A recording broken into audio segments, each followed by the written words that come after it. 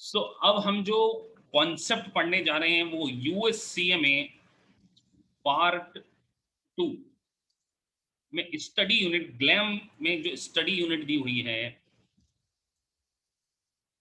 4.1 में bond valuation.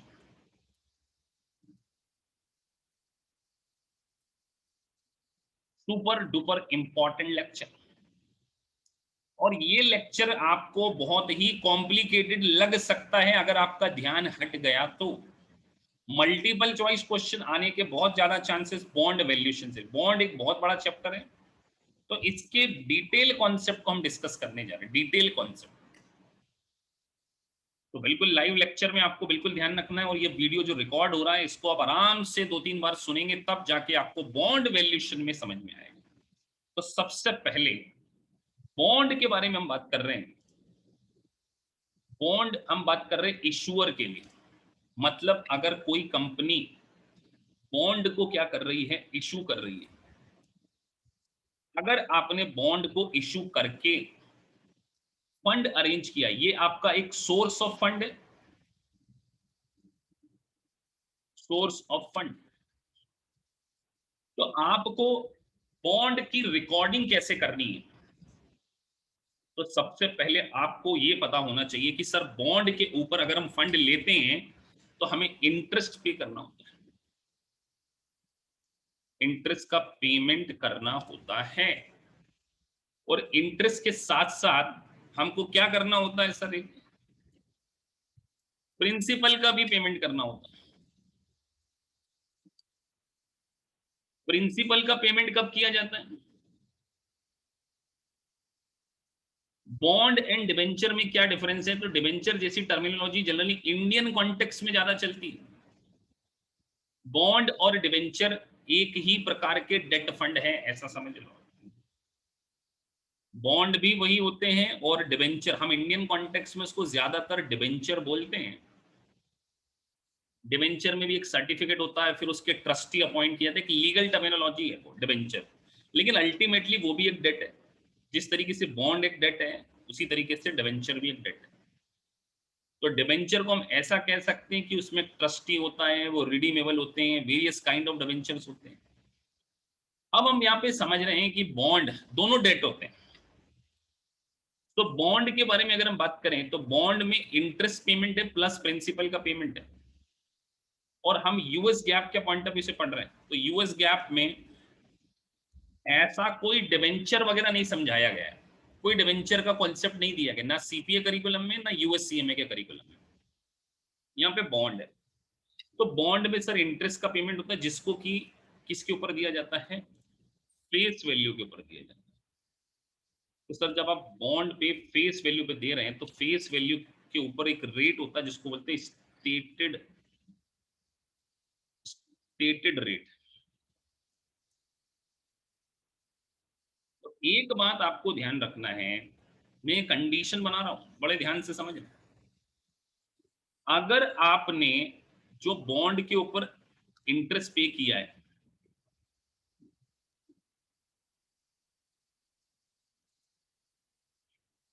अगर वो मार्केट रेट से ज्यादा है, बॉन्ड इंटरेस्ट स्टेटेड रेट मतलब बॉन्ड की फेस वैल्यू के ऊपर दिया जाने वाला इंटरेस्ट वो मार्केट रेट से ज्यादा है, तो सर आप सोचिए, आपकी कंपनी बॉन्ड इशू कर रही है,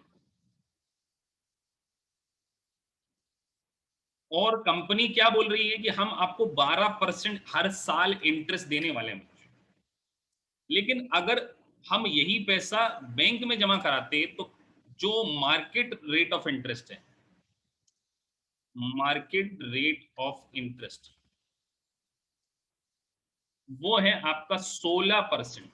सॉरी, कम ले लेते हैं, 8%। तो हमारी बॉन्ड हमने ज्यादा देना है। तो सर अगर मैं लोगों को ज्यादा इंटरेस्ट दूं, सोचो आप सब पब्लिक हो और मैं कंपनी हूं, मैंने आप सभी स्टूडेंट को बोल दिया कि यार आप मेरी कंपनी के बॉन्ड खरीद लो, मैं आपको बाजार में 12% दूंगा, और मार्केट में सर 8% चल रहा है। तो मैं ज्यादा दे रहा हूं, तो आप सब मेरे बॉन्ड को खरीदने के इच्छुक हो जाओगे। तो जब सब लोग मेरे बॉन्ड खरीदेंगे तो मैं क्या करूंगा, मैं आप लोगों से बोलूंगा नहीं नहीं नहीं, मैं आपसे फेस वैल्यू पर नहीं लूंगा, मैं आपको प्रीमियम पे बॉन्ड इशू करूंगा।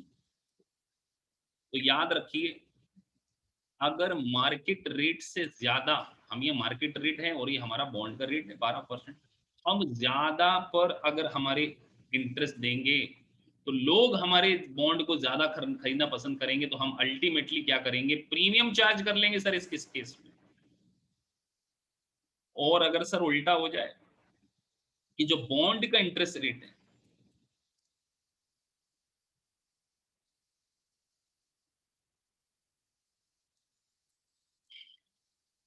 वो लेस देन मार्केट हो जाए,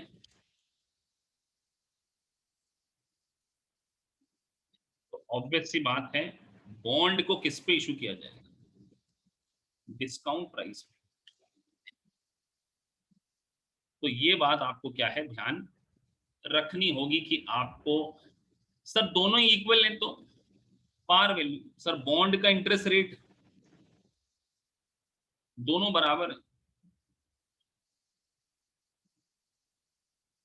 तब यहां पर बॉन्ड किस पर इशू किए जाएंगे, पार वैल्यू पर इशू किए जाएंगे।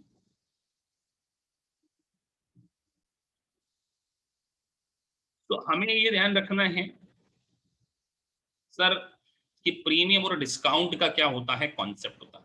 अब बॉन्ड की इशू प्राइस को निकाला कैसे जाता है,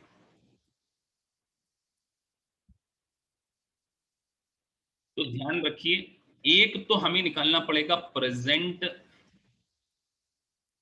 वैल्यू ऑफ इंटरेस्ट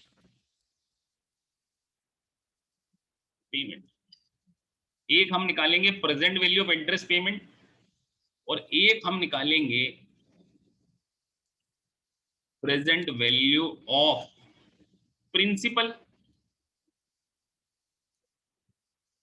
इन दोनों का लगाएंगे टोटल, इन दोनों का क्या लगाएंगे, टोटल लगाएंगे, और इनके टोटल को कंपेयर करेंगे फेस वैल्यू से, किससे करेंगे, फेस वैल्यू से। और अगर इनका टोटल फेस वैल्यू से ज्यादा आता है तो प्रीमियम है, और इनका टोटल अगर फेस वैल्यू से कम आता है तो डिस्काउंट है सर, इतना सर लोग। तो सर इसका मतलब, लेकिन हमें कैसे पता चलेगा कि प्रीमियम आएगा और डिस्काउंट आएगा, तो वो ऐसे ही पता चल जाएगा सर, मार्केट रेट और उससे, हमने भी पढ़ा ना यहाँ। तो चलिए सर प्रूफ करके दिखाओ सर, ऐसे थोड़ी मजा आएगा, आपने बोल दिया हम कैसे माने, चलो बेटा प्रूफ कर लेते हैं, एग्जाम्पल तो हमारी आदत है, चार्टर्ड अकाउंटेंट है, बिल्कुल एग्जाम्पल लेके ही समझाएंगे आप। चलिए सर एग्जाम्पल लेके समझते हैं। मान के चलिए बॉन्ड की जो फेस वैल्यू है,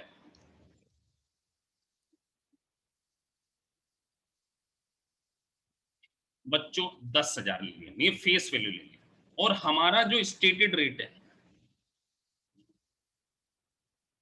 हमारा स्टेटेड रेट 12% है सर, 12% हम स्टेटेड इंटरेस्ट रेट दे रहे हैं, हम दे रहे हैं 12%, और मार्केट में क्या चल रहा है, 10% चल रहा है। तो हमने 12% दिया, मार्केट में 10% है, तो सर बिना कैलकुलेशन किए मैं बोल सकता हूं कि ये बॉन्ड किस पे इशू किए जाएंगे, प्रीमियम पे, ये श्योर है क्योंकि मार्केट से ज्यादा दे रहे हैं। अब हमें प्रेजेंट वैल्यू निकालनी है, तो प्रेजेंट वैल्यू किन किन चीजों की निकाली जाएगी सर, एक इंटरेस्ट की और एक प्रिंसिपल।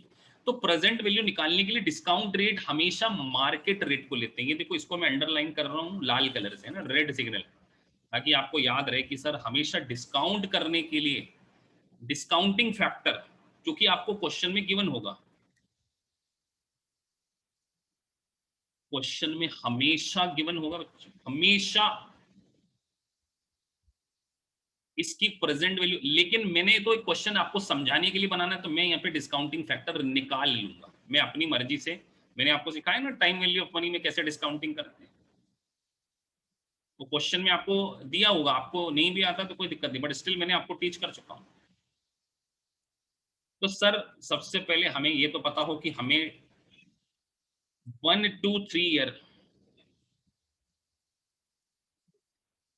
एक तो इंटरेस्ट पे करना पड़ेगा सर, इंटरेस्ट मार्केट रेट से कितना देंगे सर 1200। कैसे आया सर ये 1200?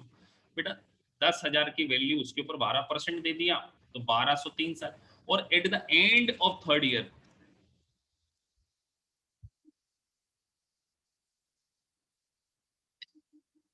End of the third year आपको कितना वापस करना पड़ेगा? 10,000 करना पड़ेगा। इसकी हमने प्रेजेंट वैल्यू निकालना है, तो 1 to 3 ईयर के लिए क्या लेते हैं? एन्युटी फैक्टर लेते हैं।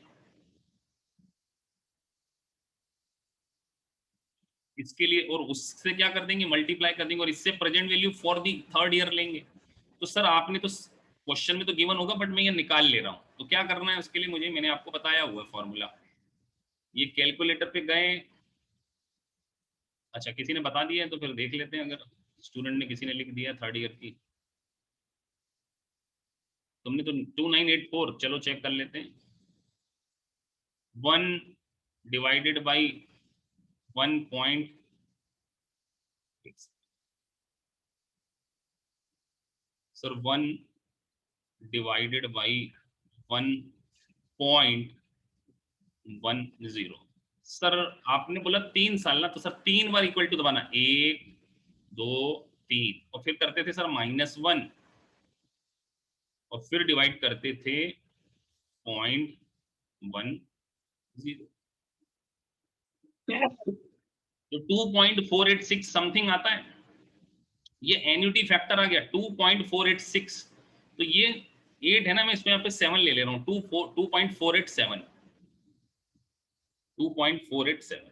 तो बस यहाँ पे हम क्या करते हैं, मल्टीप्लाई कर दें सर 1200 इंटू 2.487, ये कर दिए ये। अच्छा ये फिगर आपको गिवन होगा एग्जाम में, ये एन्युटी फैक्टर गिवन होता है, ठीक है। तो हमने गुलशन बेटा ठीक लिखा है, 2984 देखो तुम्हारा एग्जैक्ट आया। अब तीसरे साल की निकालना है सर, ये भी गिवन होगा, ये थर्ड ईयर का गिवन होगा, मैं बार बार बोल रहा हूं, फिर भी हम निकाल रहे हैं क्योंकि मेरे पास गिवन नहीं है। तो सर 1 डिवाइडेड बाई 1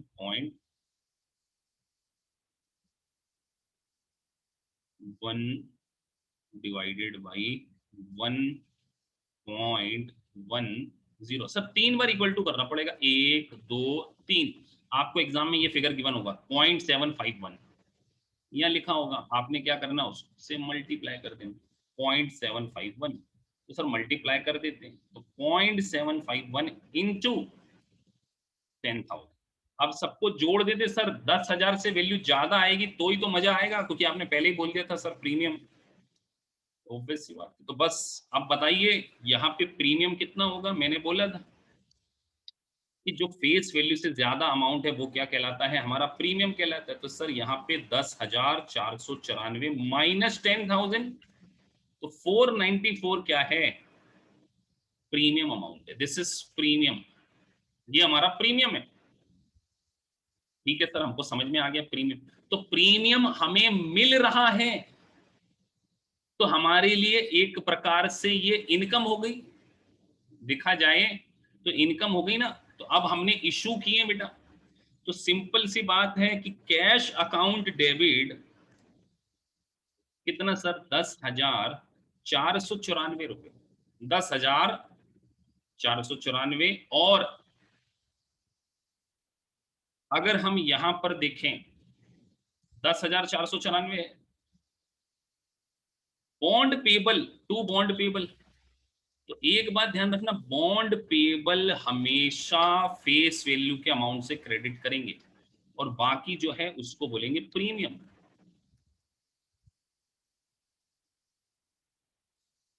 तो इस प्रकार की एंट्री आपने 12th क्लास में कभी नहीं पढ़ी, ये नया कंसेप्ट है आपके लिए कि फेस वैल्यू से ज्यादा। सर आपने प्रीमियम का तो समझा दिया सर, इसका मतलब डिस्काउंट ज्यादा पर आएगा, और डिस्काउंट के लिए आपने अभी बोला सर, आप प्रूफ करके दिखाओ सर ये भी, कि मार्केट रेट से ज्यादा अगर हम दे रहे हैं तो प्रीमियम है। सर मार्केट रेट से कम दे रहे हो तो अब देखो, इसी क्वेश्चन को नीचे कॉपी कर रहा हूँ, ये देखो यहां से उठाया। एक्सेल आप लोगों को आ जाना चाहिए, पहले मैं व्हाइट बोर्ड पे पढ़ाता था, लेकिन जब एग्जाम भी कंप्यूटर पे एक्सेल पे देनी होती है तो इसी को यूज करो, और प्रैक्टिकल लाइफ में भी आपको एक्सेल ही यूज करना है। तो हाथ ज्यादा चेंज चलेंगे, कंप्यूटर पे प्रैक्टिस करना है आप लोगों को। तो सर बॉन्ड की फेस वैल्यू 10,000 थी, स्टेटेड रेट 12% था। अब मैं इसमें क्या करने वाला हूं, थोड़ा सा चेंज कर रहा हूं। देखो आप फटाफट देखना, ये चेंज के डिस्काउंट रेट हम वही रहने देंगे। अभी हम मार्केट से ज्यादा दे रहे थे ना, मार्केट 10 था, अब देखो मार्केट से कम कर दिए। तो सर हर साल इंटरेस्ट कितना दोगे, मतलब अब आप इंटरेस्ट 1 to 3 ईयर कितना देने वाले हो?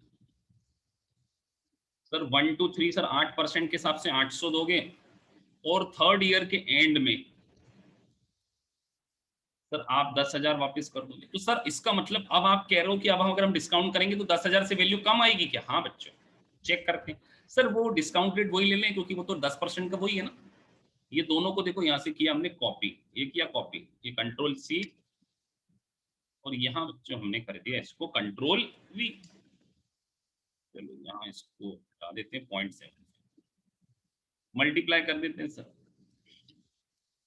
800 इंटू 2.487, ये हो गया सर। और सर ये हो गया 10,000 इंटू 0.75। अच्छा, जो एग्जाम्पल बेटा मैं क्वेश्चन करता हूँ ना, एज इट इज करना शुरू कर दो। वीडियो अगर आप लेते हो ना तो यूटिलाइज भी करो। ये देखो 9,500 आ गया, राउंड फिगर में कितना आ गया, 9,500। तो सर डिस्काउंट यहाँ पे कितना होगा, 500। 10,000 की चीज थी ना। तो sir general entry sir cash कितना आएगा,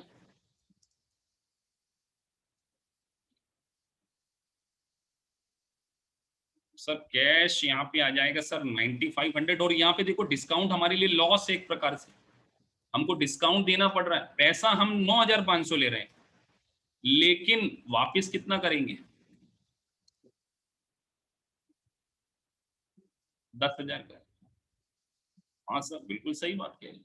तो सर मार्केट रेट के ऊपर बॉन्ड की वैल्यू डिपेंड करती है कि मार्केट में क्या रेट है और हम क्या रेट ऑफर कर रहे हैं।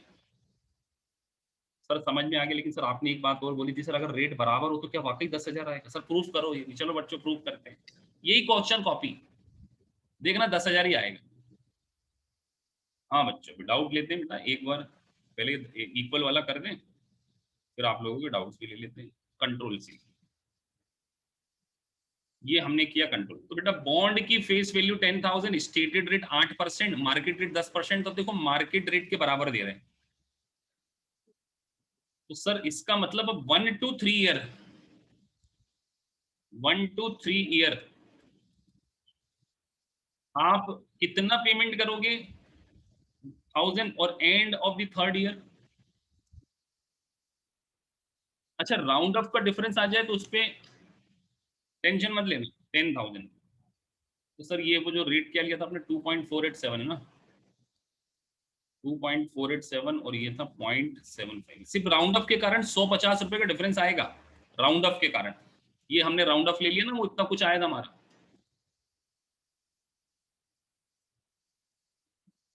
और सर ये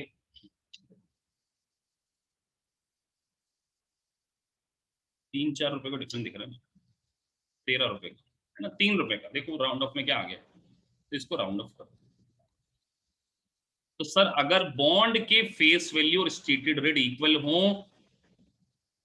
बॉन्ड का स्टेटेड रेट और मार्केट रेट इक्वल हो, तो कोई डिस्काउंट नहीं, कोई प्रीमियम नहीं। सर ये प्रूफ देखो, ये डिस्काउंट, ये मार्केट रेट क्या था, 10%, और हम 8%। सोचो लॉजिक से, हम कम देंगे तो लोग हमारे बॉन्ड क्यों खरीदेंगे सर,